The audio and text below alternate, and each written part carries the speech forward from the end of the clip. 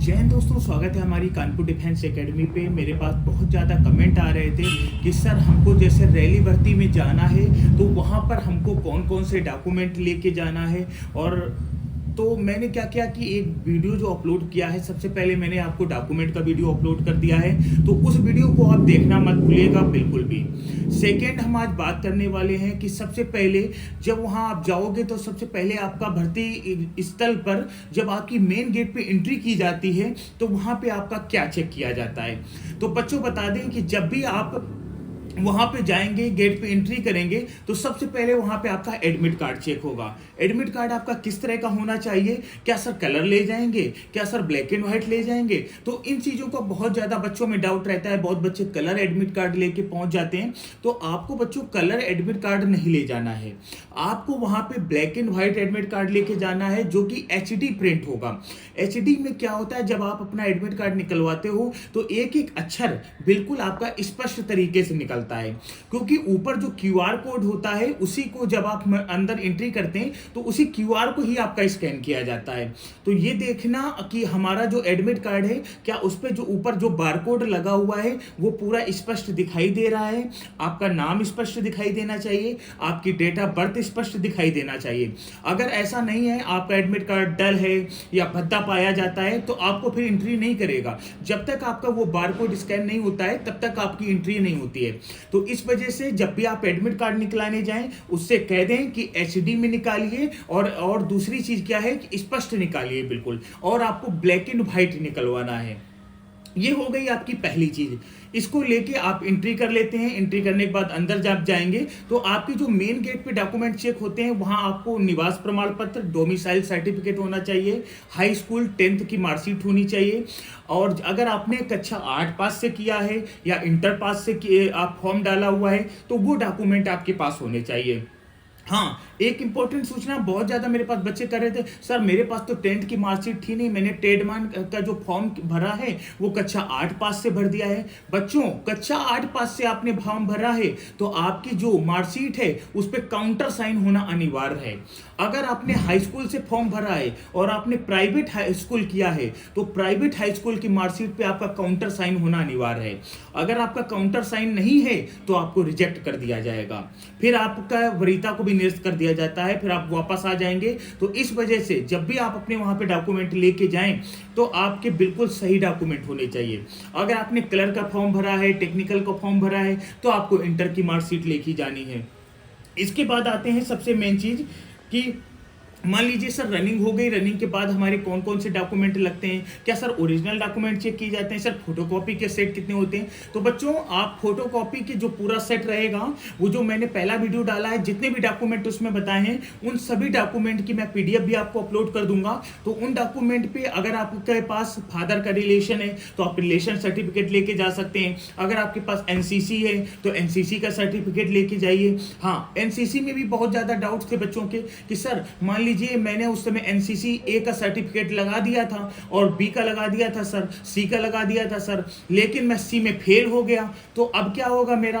कोई बात नहीं बच्चों, अगर आपके पास NCC B का सर्टिफिकेट है पास का तो वहां पे जब आप जाएंगे तो जो सर्टिफिकेट आप शो करेंगे वही आपका मान होगा। आपने C लगाया, आप एग्जाम दे रहे थे, आप पास नहीं हो पाए, आप फेल हो गए, तो आप ये ना सोचो कि हमारे सारे डॉक्यूमेंट निरस्त कर दिए जाएंगे।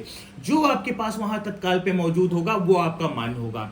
स्पोर्ट के सर्टिफिकेट पे अगर आपके पास स्टेट है, नेशनल है या इंटरनेशनल है, जो भी डॉक्यूमेंट है आपके पास आप वो लेके जाइए, उसी की वरीयता के आधार पे आपको छूट दी जाएगी। दूसरी चीज इसी में एक होता है रिलेशन का सर्टिफिकेट। आपका फादर का रिलेशन है, ब्रदर का रिलेशन है, तो आप अपना रिलेशन का सर्टिफिकेट लेके जाइए, उसको आप लगाइए, उसमें जो आपको छूट मिलनी होगी वो छूट आपको जरूर मिलेगी। अब इसी में आता है कि सर जो ग्राम प्रधान का निवास होता है और बाहर से डोमिसाइल जो कचहरी से निवास बनता है, इनमें दोनों में अंतर क्या होता है। बच्चों, क्या होता है आपको बता दें, सबसे पहले होता है अविवाहित प्रमाण पत्र। ये जो अविवाहित प्रमाण पत्र बनाता है, अगर आप शहर पे रहते हैं तो आपका पार्षद बनाता है, अगर आप गांव में रहते हैं तो आपका ग्राम प्रधान बनाता है। आप उसके पास जाइए। अविवाहित प्रमाण पत्र 6 महीने से ज्यादा पुराना नहीं होना चाहिए। इसी में आपका जाति प्रमाण पत्र और निवास प्रमाण पत्र प्रधान और पार्षद के बनते हैं। उसमें क्या होता है, एक तरफ आपका नाम होता है, एक तरफ आपकी फोटो होती है, ऊपर आपका पूरा मैटर लिखा होता है कि फला फला व्यक्ति यहाँ का निवासी है।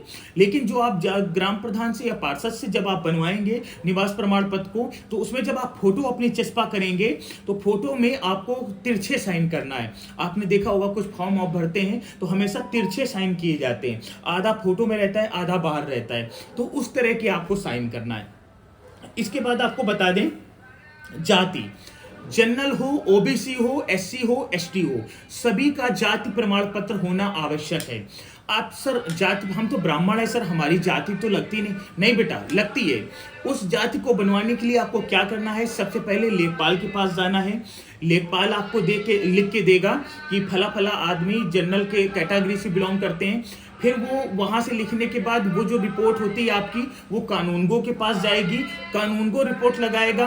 फिर इसके बाद वो तहसीलदार के पास जाती है और तहसीलदार से आपका जाति प्रमाण पत्र इश्यू होता है। और जो जनरल वाले होते हैं, जनरल वाले आप प्रधान से भी लिखा सकते हैं, वो भी आपका वहाँ पे अगर मांगा जाता है तो आप उसको लगा दीजिए। तीसरा होता है जिनकी जाति में अगर धर्म आपका उल्लेखित है वही लोग धर्म प्रमाण पत्र बनाएं, अर्थात जिनकी जाति में धर्म नहीं उल्लेखित है उनको धर्म प्रमाण पत्र की भी आवश्यकता नहीं होती है। अब हम बात करते हैं चरित्र प्रमाण की। सर मैंने कक्षा 8 पास हूं मैं और मैंने हाई स्कूल दूसरे स्कूल से किया है, सर इंटर में दूसरे स्कूल से चला गया, तो कौन सा चरित्र प्रमाण पत्र लगेगा? जिस एजुकेशन से आपने फॉर्म भरा है, अगर आपने हाई स्कूल से फॉर्म भरा है तो हाई स्कूल जहां से आपने पास किया है उसी स्कूल से आपको चरित्र प्रमाण पत्र बनवाना है।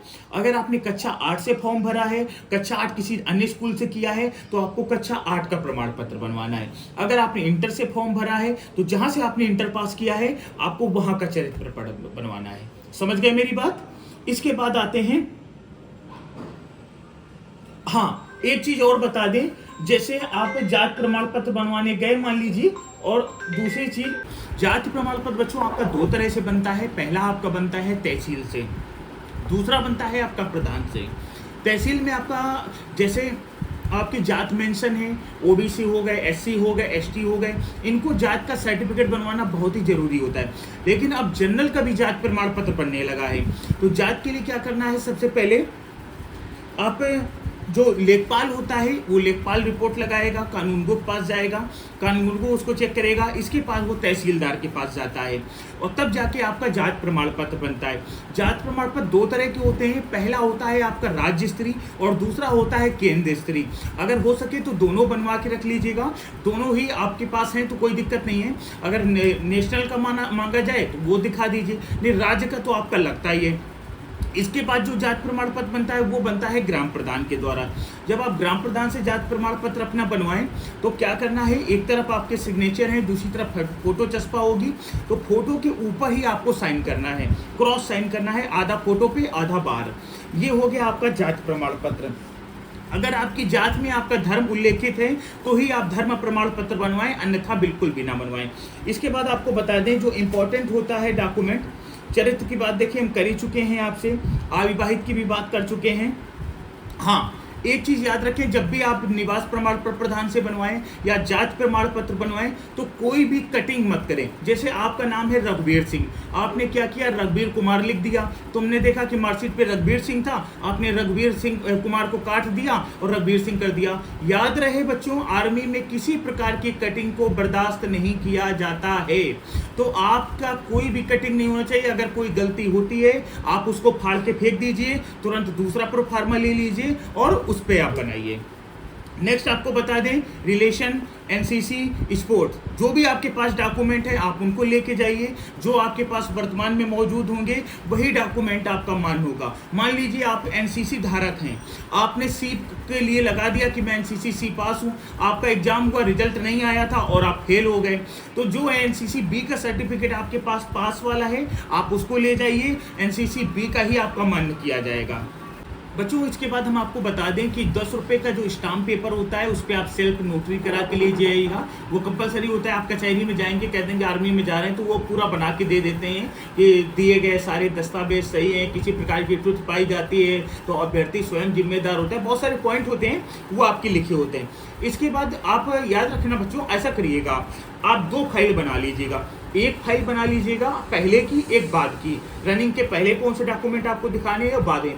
बीच में क्या होता है, भड़बड़ हो जाती, फिर मांगते हैं तो आप उनको दिखा नहीं पाते हैं। तो 2 फाइलें ले लीजिएगा, 10-10 रुपए की फाइलें मिल जाती हैं। एक पे आपको normal admit card, high school की मार्कशीट, आधार कार्ड और डोमिसाइल सर्टिफिकेट, ये 4 चीज़ें रख लीजिएगा। बाकी आप कम से कम 4 सेट करा लीजिएगा फोटोकॉपी सारे डॉक्यूमेंट की, और 15 से 20 फोटो ले जाएगा। याद रहे, अभी जो भर्तियां हुई हैं, हम आपको एक इन्फॉर्मेशन दे दें कि हलफनामा जो बनाया जाता है वो अंदर ही बनाया जाता है, और वो लोग अंदर करीब 150 रुपये चार्ज करते हैं। अगली जो भर्तियां हुई थी पिछली अभी, उन्होंने यही हुआ था। और फोटो भी अंदर 16 फोटो हैं, वो अंदर ही खींच रहे हैं, उनका कुछ साइज बनाया गया है, उसी साइज के आधार पर खींच रहे हैं। लेकिन आप पहले से ही लेके जाएं, लगे तो बेटर है, ना लगे तो आपके लिए रखा रहेगा, आप अपने पास रखे रहिएगा।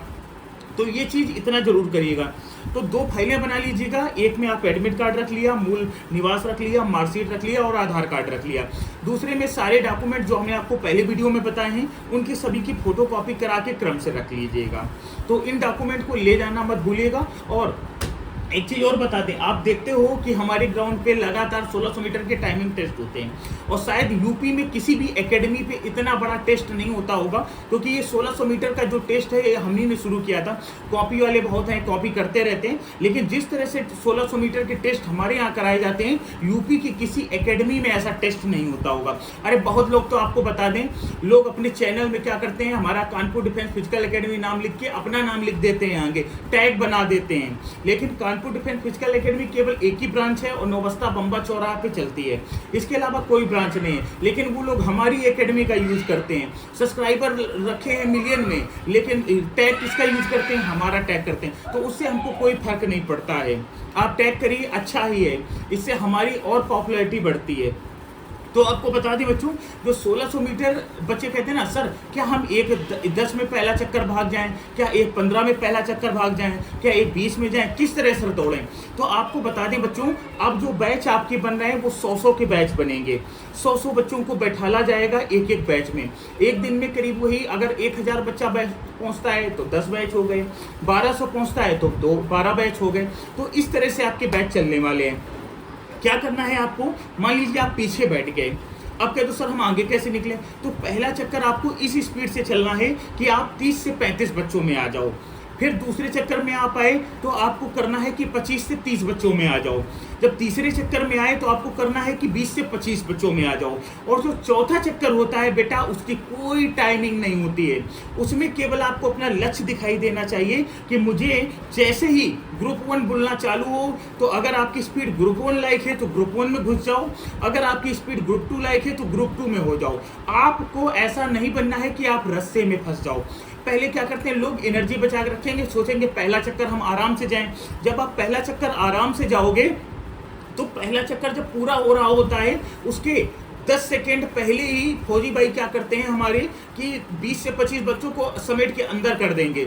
ओवरलैप अगर हुए, ओवरलैप जानते हैं सभी, ओवरलैप क्या होता है, आपका पहला चक्कर चल रहा है और चलते चलते आप पहले चक्कर में ही दौड़ रहे हैं और दूसरा चक्कर आके आपको काट दे।